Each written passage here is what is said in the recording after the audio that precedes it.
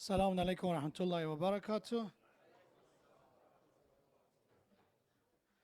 So inshallah, if you have any question, hopefully related to the speech, but even if it's unrelated, you can write down the question.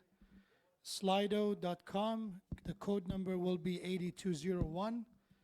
So you can start writing the question from now till end of the speech. And hopefully I'll give enough time tonight because it is Friday night and inshallah tomorrow is off. We will have some more time compared with the rest of the week to have Q&A. So this is a good opportunity to remove any confusion.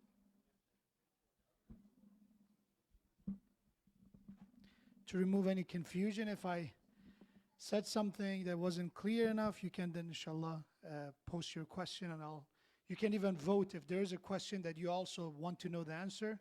You can upvote the question and hopefully by the end we can avoid repeating the same question.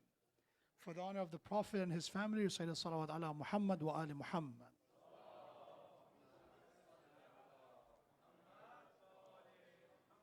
أعوذ بالله من الشيطان الرجيم بسم الله الرحمن الرحيم الحمد لله رب العالمين الصلاة والسلام على أشرف الأنبياء والمرسلين بالقاسم المصطفى محمد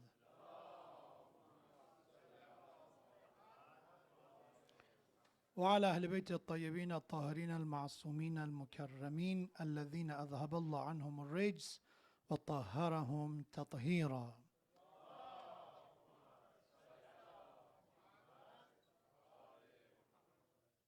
Thanks to Allah subhanahu wa ta'ala that we finished the 12th day of the month of Ramadan. We have to be grateful for this chance because especially at the time that we live, to lose the focus and the path that we are on is not that difficult. Majority are not usually, especially in the environment we live in, are not practicing. And to be one of those, one of the chosen one, that Allah blessed us be with the ability to follow His command and fast in this month. And inshallah we did it with free will, with happiness and joy, that we're not doing it forcefully, and there's so much benefit from the fasting, but the minimum of that is that we are following one of the commands of Allah subhanahu wa ta'ala. And also we completed that, the cherry on top is actually coming to masjid and performing jama'ah prayers, reciting Quran, and inshallah we spend the last minutes of the night with understanding of tafsir of Quran. We started tafsir of Surah Shams, the sun. Surah 91 of the Holy Quran, which is the surah with the most amount of qasam and oath in entire Quran. We have surahs that only have one oath, one qasam, wal asr, I swear by time. We have the one with two oath, for example. We have for example, وَاللَّيْلِ إِذَا يَغْشَى وَالنَّهَارِ إِذَا تَجَلَّى.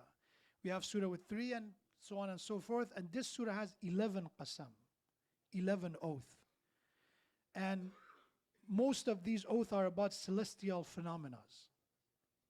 And it is important that from the perspective of Quran, celestial phenomena are a good sign of Allah's existence. It's when you look at a piece of art, usually, I personally don't know a lot about art, but usually you know that there's a signature for every famous painter. For a famous artist, there is a style. So when you look at their work, you can see, okay, what amazing artist was behind this. And Allah subhanahu wa ta'ala's peak of His performance is celestial phenomena. Every detail is important, but when you look at the galaxies and the stars and the precision of how planets are orbiting around the sun, and even look at how many stars exist in the galaxies just we live in, then you see, it is a lot of details, more than just a couple of, probably go to a zoo and see a couple of the creation of God there, which they are important signs of God as well. But this surah specifically talks about dichotomies. Dichotomies are about two opposite and two conflicts that Allah subhanahu wa ta'ala beautifully balanced in this surah. And when you read Surah Shams, I want you to remember this. That we have a tradition by Prophet. Prophet said the one who recites Surah Shams is the reward of reciting the surah. And of course, when we say reciting, of course, is with believing in the message of the surah and also living in it as well. It's not just verbally say a couple of words and that's it. But it said the one who recites Surah Shams is the reward is equivalent of giving charity of everything that the moon and sun shined upon them. If you recite Surah Shams. So it means the entire earth and all the details that you see on earth, they are including something that definitely sun and earth and moon shined upon them. It's just recite this surah and inshallah understanding it and following it. It has that great amount of reward to recite it. It's not that difficult because it has a lot of rhythm. It's one of the easiest surah to memorize. And it's one of those surah you probably heard a lot by famous reciters as well. So the 11th oath we started last time, that Allah started with the Shams itself. The surah is named after this. And you get it kind of because a lot of these oaths come back to the sun. A surah called Shams, the sun. And out of these 11, most of these oaths are about sun. To talk about the importance of sun. But I remember the dichotomy. So, وَالشَّمْسِ وَضُحَاهَا. Allah said, I swear by the sun and duha. Duha, we talked about it, is about the brightness of the sun, specifically in the beginning hours of the day, when you have that soothing light of sun that is not too harsh, and is not like the evening and toward the sunset that is weak. The glory of the sun is kind of visible at that beginning hours. That's the duha, the daytime usually, the peak of the day. So he said, I swear by the sun, wa duhaha, and the brightness of the sun. That's two oaths. So out of all the benefit of the sun, there are numerous benefit that I leave that to your own curiosity to read about it. Just to understand that the brightness is the one that Allah mentioned as one of the separate oath. That it is so important. وَضُحَاهَا. And the second oath is وَالْقَمَرِ, and by the moon. This is the third oath. وَالْقَمَرِ, I swear by the moon, إِذَا تَلَاهَا, when it follows the sun. So you see, it goes back to the sun. Talaha, the word tilwa in Arabic language, is when something follows something else. And in this context, we're talking about sun following, moon following the sun. And then tafsir is said in the case of brightness, that the light that the moon has is followed by following the sun. So the source of the light of the moon is the sun. I swear by the moon when it follows the sun. And it said in tafsir, it talks about the full moon. If you want to see a bright moon, we're talking about which one? The 14th night, right? Which is close by the Ramadan. And I'm pretty sure a lot of people come to me, Hajjah, the moon is so big. When was the Ramadan? That beautiful topic. Well, for some people, it will be a resignation to come back. But that is basically one of the best way to see the moon is that the 14th night of the lunar calendar. So Allah said, I swear by the moon and when it follows the sun. That's the third oath. Fourth, وَالنَّهَارِ إِذَا جَلَّهَا. I swear by the day when it's jalla. The word jalla in Arabic language means when it manifests itself, when it shows itself. So I swear by day, وَالنَّهَارِ, the word nahar refers to daytime. وَالنَّهَارِ إِذَا جَلَّهَا. I swear by the day when it shows and when it manifests itself, when it shows that glory. But the ha in Arabic language is a pronoun that has to go back to something else. So with the jallaha, the ha goes back to what again? Sun. And I swear by the day and when it manifests itself. What it manifests itself? The sun. Because at night, sun is still there. We cannot see it. But if you want to see the glory of the sun, when is the time to see the glory of the sun? Daytime. That is the glory of it. So Allah said, I swear by day and the time of the glory of the sun that comes with it. وَالنَّهَارِ إِذَا جَلَّاهَا. That's the fourth one. Number 5, وَاللَّيْلِ إِذَا يَغْشَاهَا. I swear by the night and when it covers it. And again, this hag again goes back to the sun. Because when the night comes, we see that at the sunset, at the west, we can see the sunset, right? The Maghrib. And we see the sun hiding. Of course, the sun is there, but this orbiting of the earth and the movement of the earth, we see that the sun has started to be covered, right? That's the way it is. And I swear by the night, وَاللَّيْلِ إِذَا يَغْشَاهَا, by the night and when this night covers the sun. So everything goes back to sun. And of course, if you know a bit about astronomy, you know that everything in this system, the whole orbiting of all these planets is because of the gravity of the sun. Everything, including the earth, we are dependent on this sun consistently. Same thing about the moon. But you see the dichotomy. Sun, moon. Day, night. Right? وَاللَّيْلِ إِذَا يَغْشَاهَا. Now one more. وَالسَّمَاءِ وَمَا بَنَاهَا. I swear by the sky. وَمَا بَنَاهَا. This وَمَا بَنَاهَا has been translated two ways. One is to say, I swear by the sky and the one who built it. The one who structured the sky. That's one way. Or another way to say, I swear by the sky and the power of this creation. I swear by the power of the creation of the sky. Which is both ways applicable to the way you define it. And then we go to the other side, which is earth, sky or heaven and earth, always been said. وَالْأَرْضِ وَمَا طَحَاهَا. And I swear by the earth and the vastness of the earth.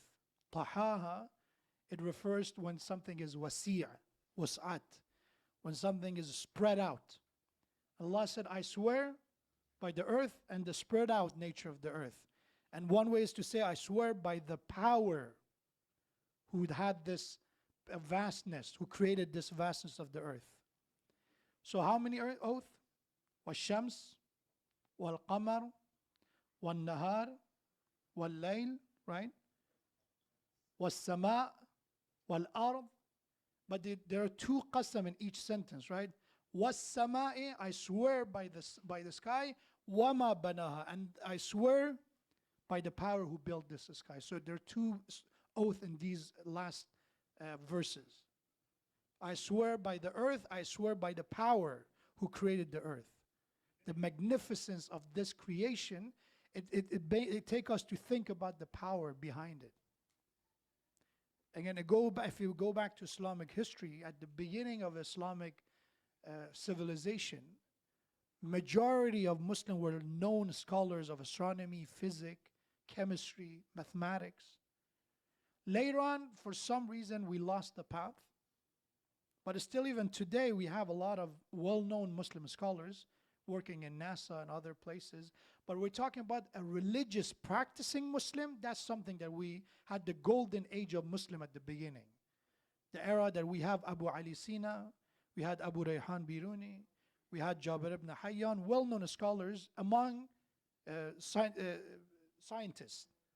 That the amount of their contribution to scientific achievement, nobody can deny it. But later on, we lost the path. When we lost the focus of the entire verse of this surah, as I said, imagine 11 oaths all about celestial phenomena. To study the details of the sun and the moon and the day and night. And this conflict between them, that there are kind of two opposing forces. When we talk about day and night, it's being used as like light and darkness. But Allah said, I created both, but there is a balance between them. This is the beauty.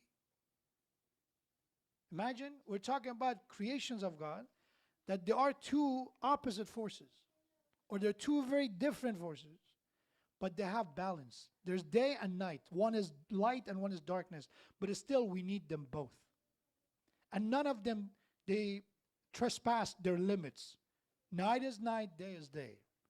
Each of them is a necessity, and each of them did their own function without hurting each other. Same thing about earth and heavens, right? And we talk about this relationship. Earth is here, heaven is above us, but there are two opposite and conflict between them. But each of them, they don't trespass their limits. Earth is where it has to be, and the space above us where it has to be.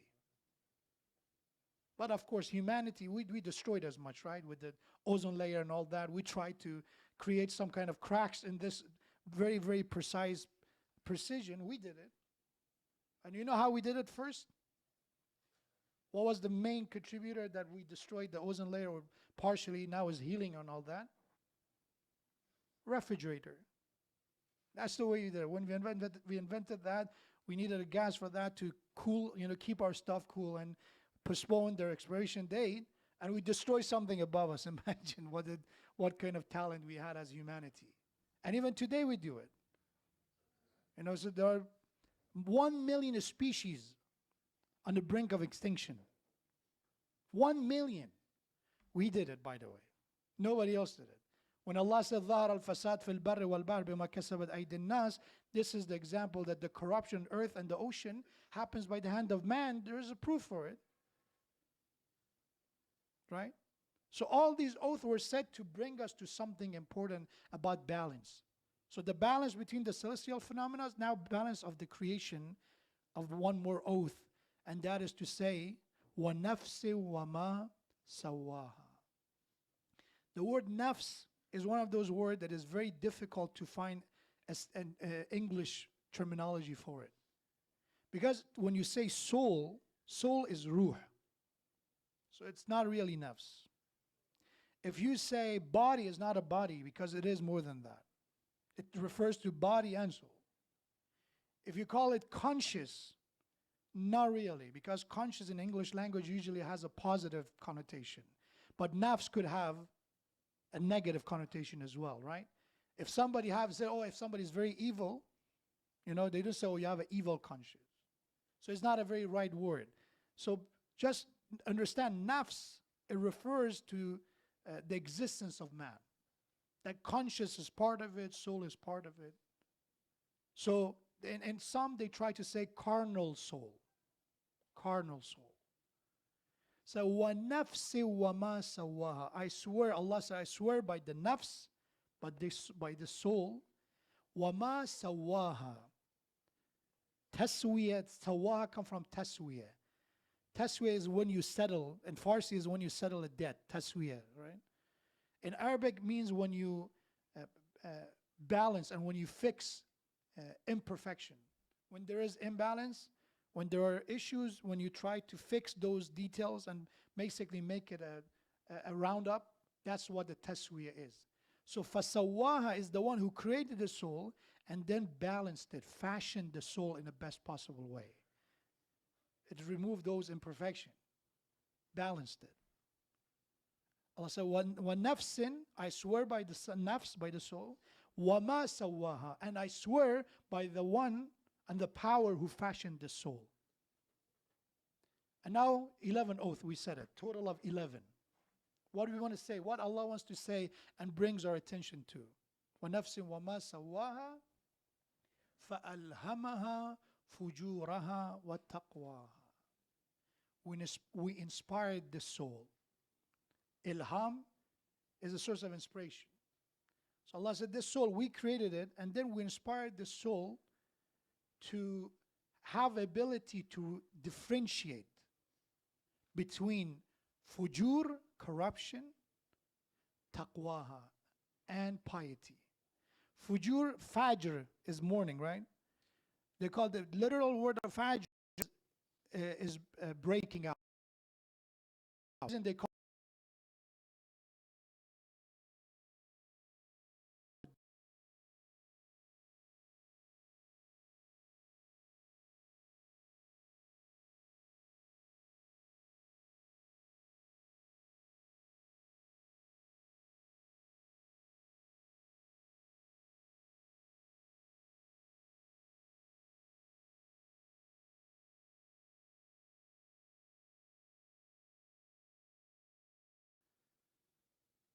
taqwaha, which means protection. And it refers, taqwa is called piety. Why it come from protection? Because piety means to protect your soul against corruption, to protect yourself against sin. So the word selection for Quran is very, very precise. It's a bit, I know, boring because it's a lot of terminology. Probably we like a lot of the stories, but when it comes to the beginning of tafsir, we need to talk about terminologies to know why we use, when you say why Quran is Arabic. So it was revealed in Arabic. And there are beauties in this. For example, we say, وَنَفْسٍ وَمَا سَوَّاهَا. In Arabic language, when there's alif lam at the beginning of something, you specify that. Right? So for example, rajul means man, male. Ar-rajul means the man, a specific one. So if you look at ash-shams, which means the sun, right? Or the sun, a specific one. But when it comes to nafs, we don't say one nafsi wa ma sawaha. We say what? One nafsin. There is no alif and lam. Allah kept this nafs, the soul, very ambiguous. Why? Because in Arabic language, when you don't use alif and lam, it shows about greatness of something. It's not limited. It's more than what you can handle. So wa nafsin means a soul that is beyond your understanding. This nafs is not something specific and easy to digest. It is very, very, very complicated. And that's all happened, all this subliminal messaging happened with what? Not using alif and lam, that's it. And instead of saying alif and lam, you say nafsin. And all that is hidden there. But in English, I have to give you at least 2 minutes explanation to get what it means. And as I said, the language itself, there are a lot of words that are not even invented for that purpose. So Allah said, I swear by this soul, I swear by the power who fashioned this soul, that I inspired this soul to know the difference between corruption, fujur, and the difference between piety. Not that there's this misunderstanding of this ayah, that we think evil and good is inside us. One side of us, asking to be evil, another, that famous, probably cartoonish image of an evil the red guy on the left shoulder and the good guy on the right shoulder, right? That's what we think it is. Fujura wa taqwa, we're inspired to know good and bad and right and wrong, false and truth. But what we mean is not that there is evil and good inside us. It means the ability to know the difference. That's what Allah is saying. There is no evil inside me that, if I embrace the evil, I become bad. So I blame God to keep that half evil inside me and become evil and bad because of that. No. There's no evil. We were born good. We were born pure. That's the belief of Islamic believers. But Allah said, you were born with the ability to know the difference between right and wrong. We inspire you to know that. That wisdom, right? That they call the performial wisdom. This ability to know the difference is come from this rationality. That's the reason in Islamic terminology we have this debate if the good and bad are rational or not. The rational, you can justify it or not. فَأَلْهَمَهَا فُجُورَهَا وَتَقْوَاهَا. And then comes the biggest promise of God, قَدْ أَفْلَحَ مَنْ زَكَّاهَا. Falah, I translated once. Falah, and a farmer called Falah. Falah is a process when the seeds, it comes to the beginning of its growth. When it splits the surface of the earth and comes out, that is falah, is being freed. When you actually, the seed, when you water it and all that, is trapped, is imprisoned inside the earth. Falah, the farmer, give the ability for this seed to grow, to come out of the surface, to find freedom. We call that salvation. That's successfully seed finding its purpose. So قَدْ أَفْلَحَ. Allah said, قَدْ again is ta'keed, is emphasizing. Indeed, surely, أَفْلَحَ. If you want salvation, if you want success, مَنْ زَكَّاهَا. The one who do zakkaha, purification. Again, the root of the word zakkaha come from tazkiyah. Zakat, all of them are from the same, they're derivatives. Zakat means growth. When you grow something. And the reason zakat is because zakat, we believe that when you give the charity zakat, you grow your wealth without even knowing. Allah gave it barakah, the blessing, that it become more. And why it's being used also for the meaning of purification is because when you give zakat, you purify your mal too, right? With purification, you grow it. So is that if we understand all these oaths was said to come to this, قَدْ أَفْلَحَ مَنْ زَكَّاهَا. Indeed, success and salvation is for the one who do purification of soul. You purified from, we just said from what? Corruption, fujuraha. If you purify it from corruption, if you keep it away from corruption, you will grow. You will grow, you will be successful. And it's interesting, it's a promise, it's not even a possibility. Because in other places it said, oh, do this, you may be successful, you may be, getting salvation. But when it comes to tazkiyah, it said is a hard, 100% proven fact by God. قَدْ أَفْلَحَ مَنْ زَكَّاهَا is not even possibility, is 100% returnable investment. Do tazkiyah, do purification, and you will find success. Example of that, Muhammad sallallahu alayhi wa sallam.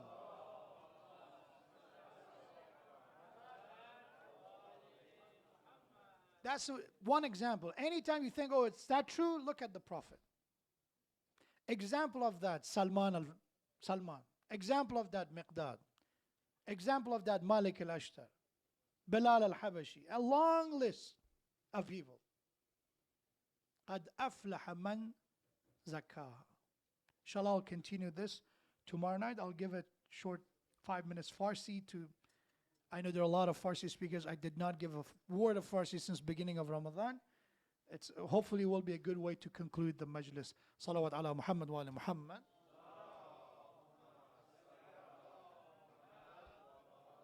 Okay, English speakers, write your questions if you don't understand what I'm saying. So this is a good chance. The code is there. You can write your question. در ادامه همین صحبت باشه که ما نمیتونم جداگانه سخنرانی کنیم. بحث ما روی مسئله تزکیه نفس، پاکسازی یا خودسازی. و خیلی هم مهم است به یه علت که خداوند نگاه کنید 11 قسم میخورد که در مورد خودسازی صحبت کند. 11 قسم که بگه تزکیه نفس. و اگر ما تزکیه نفس کردیم به تزکیه جامعه هم میرسیم. اگر پاکسازی از خود شروع شد به دیگران هم خواهد رسید. که خیلی واضح است. مثلا همین سوره مبارکه هود رو که امشب میخوانیم از زبان حضرت شعیب علیه السلام میفرماید که اگر من به شما میگم سعی کنید، تلاش بکنید، این کار رو انجام بدین، انی عامل، خود من پیغمبر حضرت شعیب میگه منم دارم عمل میکنم، خود منم دارم کار میکنم. یعنی اول از خود شروع کرده بعد مردم رو دعوت میکنه. و این مسئله است که خیلی باید بهش توجه کرد. در تمام ابعاد هم هست، نه فقط مسائل خانوادگی. تزکیه نفس، نافرمانی خدا در شکل‌های مختلف میاد. اول اینکه انسان نافرمانی خدا رو نسبت به خود انجام بده. ما میگیم نفس، این روحی که خداوند آفریده، امانتی است که خدا به ما داده است و خود خدا هم مراقب این امانته. برای همین میفرماید این امانتی که به شما دادم رو آلوده نکنید. هر گناهی که شما انجام بدید این امانت رو دارین از بین میبرین. آخه بعضی وقتا ما میگیم اگه یک نفر دزدی کند، غیبت کند، یا مثلا کارهایی که نسبت به دیگران ما ضربه میزنیم، این بده. بعد مثلا شعرم میخوانن که نمیدونم اینکه تو آزارت به دیگران نرسد بهتر از اینه که مثلا تو شب تا صبح نماز بخوانی و دیگران رو آزار بدی مثلا. که مهم است این که انسان نسبت به دیگران حقوقشون رو رعایت بکند، ولی وقتی به گناهان شخصی که میرسد که انسان در خلوت مثلا گناه بکند، هیچ کس هم ضرر نمیبیند جز خود ما، این تفکر مشکل دارد بین علت که ما این تفکر بازم یه تفکری است که شرک‌آمیز است. یعنی ما به دیگران باید احترام بذاریم، اما به روحی که خداوند در وجود ما گذاشته و امانت خداست نباید احترام گذاشت، نباید مراقبش بود. چگونه امانت داری امانت دیگران رو باید بکنیم، اما امانت خدا را خدای نکرده غافل بشیم. برای همین است که گناه است، چه در حق دیگران بعضی از گناهان بدتر است در عذاب و در مجازات، ولی بعضی گناهان کمتر ولی هنوزم گناهن. این نیست که حالا چون کسی نیست یا به کسی ضرر نرساندیم اشکالی ندارد، نه، ولو در خلوت هم باشد او ضرر رو میزند به روح انسان. برای همینه که میفرماید قد افلح من زکاها، خوشبال کسانی که خودسازی میکنن، نه اینکه جلوی مردم خودسازی بکنن، نه، بین خودشون و خداشون مراقب این امانت الهی هستن. برای همین است که در هنگام حالا شب‌های قدر نزدیک است در همین ماه رمضان، وقتی ما گریه میکنیم، گریه فقط نباشد که ما حق کسی رو خوردیم گریه کنیم که خدای چقدر تو نعمت دادی که من ناشکریشو کردم، چقدر از این امانتهای تو رو خیانت کردم. گریه دارد انسان باید اگر بداند در مقابل خدا ایستاده است. مثل کسی که فرزندش رو دست شما امانت داده باشد، شما خدای نکرده او رو با حال خودش رها کرده باشید، خودش رو زخمی بکند، آسیب برساند، شما شرمنده میشین در مقابل پدر و مادر. حالا فرض خداوند دیگه تمام نعمتایی که ما داریم امانت اوست، بعد انگار نه انگار روبروی خدا میستیم طلبکارانه. خدایا ما هنوز یه چیزی هم باید بدی، دور 18 ساعت 15 ساعت روزه هم گرفتیم، یک چیزی هم باید به ما بدی. برای همین است که حدیثی از پیامبر، ما با همین حدیث انشالله ختم میکنم که مربوط به همین تزکیه و خودسازی است که انسان خود رو پاکسازی بکند از بدیها، از زشتیها. پیغمبر خدا فرمود 3 گروهن که خداوند روز قیامت به اینها نگاه رحمت نمی کند، به اینها نگاه از روی مرحمت نمی کند به خاطر کارهاشون. 3 گروهن. و دوم اینا ولا یزکیهم، اینا تزکیه هم نمیشن، یعنی روز قیامت آلودن، پاکیزه و پاکسازی نکردن. ولا یزکیهم. کدام این 3 گروه هستن؟ اول پیغمبر فرمود کسانی که با امامشون بیعت میکنن فقط به خاطر دنیا. امام یعنی یک پیشوایی، یک رهبری، حالا یا پیامبر باشه یا امام معصوم باشد، با او بیعت میکنن فقط به خاطر دنیا. به محض این که دنیا رو میداد دنبال این امام حرکت میکنن. ولی اگر امام دنیا رو نداد به اونها، آخرت رو وعده داد، رها میکنن امامشون رو. فرمود اینا روز قیامت خدا بهشون نگاه رحمت نمیکنن. مثل داستان علی ابن ابی طالب و امام حسین علیه السلام، آمدند به بهانه اینکه کوفه رو میگیرد و خلافتی میشود، وقتی که به دنیا نرسیدن امام رو رها کردن.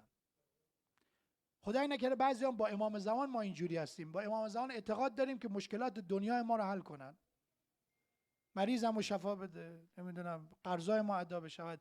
تنها خواسته و بیعت ما با امام دنیاست، یا مریض شفا پیدا کند، یا مشکل ما حل شود، یا قرضای ما داده بشود. انگار نه انگار که امام آمده است که ما رو به خدا برساند. اصلا وظیفش این نبوده است که فقط به کار دنیای ما برسد. چرا؟ اینها خاندان کرمن، بخشندن، دنیا رو هم میدن. چه بسیار افرادی که در خانه اونها رو زدن دست خالی هیچ کدام پس نرفتن، حتی دشمن در زده از دست خالی نرفتن. امام صادق علیه السلام نیمای شب یکی از اصحاب دید میرد یک محله‌ای که اینا ناصبی ها کسانی که دشمن اهل بیتن، دشنام میدن اهل بیت پیغمبر رو. دیدن میره امام صادق، ما میگیم حضرت علی، فقط فکر میکنیم در خیال ما حضرت علی بود که نیمه شب نان و خرما برای فقرا میبرد. نیمه شب دیدن که امام صادق علیه السلام میرود. فردا اصحاب، این صحابی که امام صادق رو دیده بود فرمود آقا جان این نیبرهود و این جایی که شما رفتی این منطقه مال ناصبی هاست، اینا دشمنان اهل بیتن. حضرت فرمود اونها وظیفه‌شون رو انجام نمیدن، ما که وظیفه‌مون رو کوتاهی نمیکنیم. ما فقیر است باید دست فقیر رو بگیریم.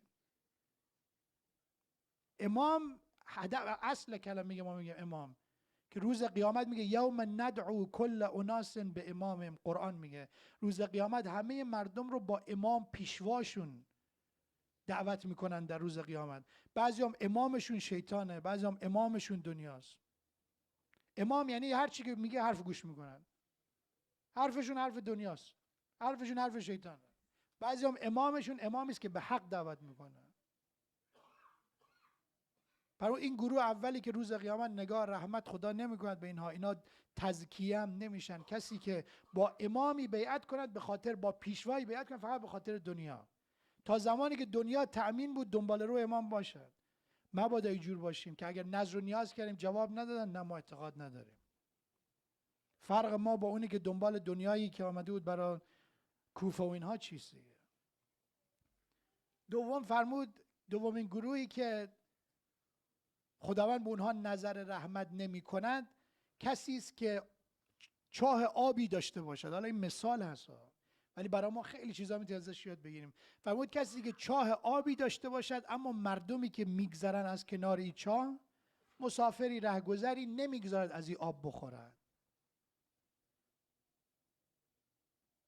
به تعبیر دیگری مایی که دستمون به یه جایی میرسن و میتوانیم یه کسی هم از این کنار بهره مند بشه. آقا ما میریم میتوانیم یه نفر دیگر رو هم ببریم،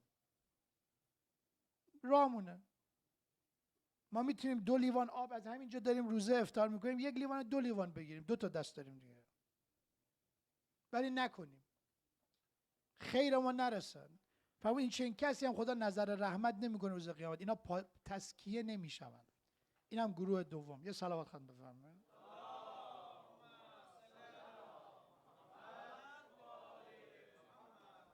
و سوم فرمود کسی که مالی رو بفروشد، فروشنده که مالی رو بفروشد و قسم به خدا بخورد به لفظ جلاله الله که من این رو به این قیمت خریدم، و اون مشتری هم بخرد و اون فروشنده دروغ گفته باشد. این 3 تا گروه. روایت های دیگه هم داریم ها. پیرمرد هوسباز، کسی که پیرمردی که نتونه، یا آدم مسنی که نتواند هوا هوسش رو کنترل کنه، او رو هم داریم از خدا روایت داریم که نظر رحمت نمیکنن. اما این 3 تا به خصوص به درد ما خیلی میخورن که ما میخوایم تزکیه بشیم. این 3 تا نمونهش هست. اگر دست ما به خیر میرسد من نکنیم، یمنعون الماعون نباشه. حالا اگر بعضیا به کلمه گیرن، میگه خب الحمدلله ما چای آب که نداریم، از ایجاد اگه کسی هم رد بشه از آبم بهش ندیم، حالا خب چای آب نه شیر آب، حالا شیر آب نه نمیدونم جوس جوس نه شیر، یه چیزی. مثال رو گیر نکنیم. مثال در مثال لازم نیست ما اون به عنوان نمونه گیر بکنیم. یعنی من یک منبعی، یک وسیله، یک ذخیره‌ای دارم، دیگران رو نگذارم دستشون برسه. نگذاریم. ظلم بیجا. و او فروشندگی هم گفتیم که لقمه حرامه دیگه، که انسان غش بکند در معامله. کسی که کلاه سر مشتری بگذارن. کلاه گذاشتن خیلی آسونه. اینکه انسان عیب جنسش رو بپوشاند. یک مشکلی دارن، یک کاری کند عمدن که او عیب دیده نشود. این میگه آقا ما دروغ نگفتیم، خب ولی پنهان کردی عیبش رو، فرقی نمیکنه. این هم در مقابل لقمه حرامه. ان شاءالله که خداوند متعال به همه ما توفیق خودسازی و تزکیه عنایت بگردانه. هدیه پیشگاه آقا رسول الله و اهل بیت معصومینش صلوات اینم بفرمایید.